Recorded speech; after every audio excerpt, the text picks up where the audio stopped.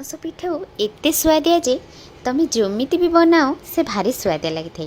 खरा दिने सबु ऋतु रे किछि ना किछि खास तो निश्चय होता है। जमती खरा दिन रे पणस खास होता है सेमिति आज पणस देखला माने मते तो किछि ना किछि निश्चय बनेबा लगी इच्छा होता है। तो सेमिति आज मु बनैछि आपण मानक लगी एटा हैला पणस पिठौ। आपण माने खाली रे खांतु कि भात संगे खांतु सबुथिरे बेस्ट लगिबो। जदि आज रेसिपीटी भल लगे तो प्लीज़ वीडियो को लाइक करेंगे, शेयर करेंगे, कमेंट करेंगे। जो मैंने फेसबुक पेज देखते फॉलो तो गोटे निश्चय करेंगे। जो मैंने मो चैनल नुआ अच्छा तो प्लीज़ सब्सक्राइब करने को केबे भी भूलें। तो ओम शांति कागज किचन को आपण मान को अनेक अनेक स्वागत। तो चलतु जी आज रेसिपीटी स्टार्ट करवा। आज रेसिपी जेहेतु मु पणस पिठौ आनी तो पणस को प्रथमे आम ए काटी देछि मु पतला पतला करके पणस को काटी देछि। एबे से कौन कर पानी दे दीची, गोटे गांगलार पानी दे दीची आ 2-3-4 ड्रप हम तेल मध्य ऐड कर देछि। एटी तेल पकई सारा पर आम जो पणस को काटिकी रखी ताकू मध्य एथरे ऐड कर देछि। आ एमितिया पतला पतला करके काटिबे जे जेमिति पूरा कम समय रे सीझी जिवो आ पिठौटी बहुत ही स्वादिया मध्य लागिवो। कहीं पणस जिते पतला करके काटिथे पिठौटी सेते बढ़िया होइतिबो। तो एठी मु धोई सारा पर एटी गोटे कड़ई बसई देछि। कड़ई रे एथरे दे देछि गोटे गिना हबो पानी दे देछि। ता धेरे सेथरे मु एबे पणस को मध्य पकई देछि। तो कम कम करके सिझेई नबा कहीं पणस जेते भल भाव में सिझी जिवो ना पणसटा फिटी जिवो। तो जेहेतु आम पिठौ बनेबा तो आमर गोटा गोटा ही पणस दरकार। तो सेथिपई एठी आम अल्प सिझेइबा। तो 5 मिनट खंडे ताकू सिझेई देबा। तो एथरे मु लूण गोटे चमच आ हळदिया हाफ चमच देकी ताकू एठी फुटई देछि। एटी फुटी सारा पर मुझे छाणिकी ठंडा करने रखीदे।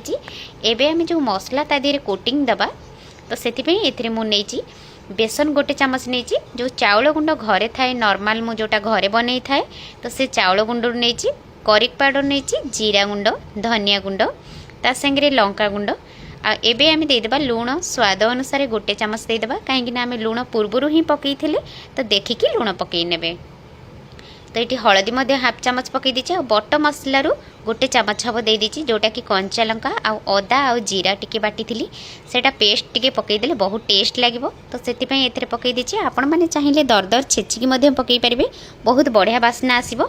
तो एबे आम कौन करवा ना जो बेटर टिके अल्प अल्प पानी दे दी मुझे गोले नहीं ये गोले सारा पर आम जो रखी सीझे पणस को ताकू ठंडा हो गला। तो एथे आम गोले नवा भल भाव में जमी मसलाटी आमर भल भाव में कोटिंग दे पार आ गोले गोले हो गला आम जो तावा देहरे भल भाव में सेकी नवा। तो ये आम कौन करवा ना भल भाव में आगे प्रथमे गोले नवा जमी मसलाटी ऊपर भाग आ सबू तल सब जमी साइज हो लगिज। एबे आम मसलाटी भल भाव में गोले नहीं आ लगी रेस्ट करने किसी समय छाड़ी देछि। एपटे आम तावाटे बसई देछि। तावारे एबे गोटे चमच हम तेल दे देछि। एबे गोटे गोटे करके आम एमती सेकी नबा। आपण मैंने चाहिए तो छाणी पारे किंतु सेकिले बहुत भल लगे। बेले बेले सब अलग अलग प्रकार कर खाइले बहुत बढ़िया लगी थाए।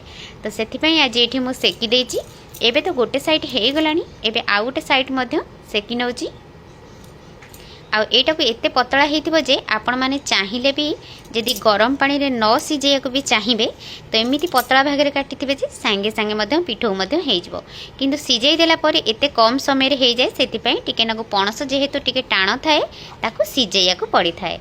तो जदि आपण मैंने न सीझे चाहिए तेल देकी छाणी पारे। तो ये देखो आमर पणसटी पूरा कलर सहित बहुत बढ़िया बास्ना आसीगला आ पणसटी पूरा रेडी हो गलानी। देखी पार्छंती केते सुंदर होकर आमर ये पणस पिठौटी होगला। यहाँ पखाल भात हो कि गरम भात सबुथिरे भल लगे आ टमाटो सॉस सहित खाई पारे कि खाली रे खाई पारे। आ देखी पार्छंती ये पणसटी बहुत टेस्ट होइतिबो। आपण माने निहाती घरे ट्रायल करंतु आ आपणक अनुभव मो सहित निश्चय शेयर करंतु। वीडियोटी जदि भल लगे प्लीज गोटे लाइक निश्चय करेंगे। धन्यवाद।